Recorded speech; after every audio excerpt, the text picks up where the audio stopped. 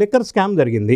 Liquor scam జరిగితే total overall moral responsibility lies with the chief minister of that particular time. మరి ఆయన అధికార దుర్వినియోగం చేసినట్టు స్కామ్ చేసి దానివల్ల కొంతమందికి ఫేవరబుల్గా చేసి అక్రమంగా డబ్బు సంపాదించాడు అనేది అభియోగం. కాబట్టి ఇది అఫీషియల్ డ్యూటీ కింద వస్తుంది. కాబట్టి గవర్నర్ గారు 17A సెక్షన్ కింద అప్రూవల్ ఇవ్వాలి. ఆ అప్రూవల్ ఇచ్చిన తర్వాత జగన్ రెడ్డి గారిని నోటీస్ ఇచ్చి విచారణకి పిలిపిస్తారు. విచారణకి పిలిపించిన తర్వాత డాక్యుమెంటరీ ఎవిడెన్సెస్ అన్ని క్లియర్ గా ఉన్నప్పుడు జడ్జి గారు ముందు ప్రొడ్యూస్ చేసి డాక్యుమెంట్స్ విత్ అక్యూజ్డ్, అప్పుడు జడ్జి గారు కనుక జ్యుడిషియల్ రిమాండ్ కి పంపిస్తే ఇన్ అరెస్ట్ అనేది అప్పుడు కన్ఫర్మ్ అవుతుంది. సో ఇవన్నీ జరగాలంటే ప్రొసీజరల్ డిలే అనమాట ఇదంతా. ఈ ప్రొసీజరల్ డిలే ఉండటం వల్ల లీగల్ ఫ్రేమ్ వర్క్ లో వెళ్తున్నారు కాబట్టి కొంత డిలే అవుతుంది. అయినప్పటికీ ఇప్పటివరకు ఉన్న ఆధారాల ప్రకారం అన్ని వేళ్లు అంతిమ లబ్ధిదారు వైపు చూపిస్తున్నాయి. ఏ కేసు అయినా క్లోజ్ అవ్వాలి, లూప్ క్లోజ్ అవ్వాలంటే అల్టిమేట్ బెనిఫిషియరీ ఎవరనేది కన్ఫర్మ్ చేస్తే తప్ప కేసు క్లోజ్ కాదు. ఈ కేసులో అల్టిమేట్ బెనిఫిషియరీ జగన్ రెడ్డి గారు అనేది ఎస్టాబ్లిష్ అయింది. ఇది ప్రూవ్ అవ్వాలంటే ఈ ప్రొసీజరల్ డిలే ఉంది. ఎప్పటికైనా ఎంత టైం పట్టినా కూడా చివరికి జగన్ రెడ్డి గారు విచారణ,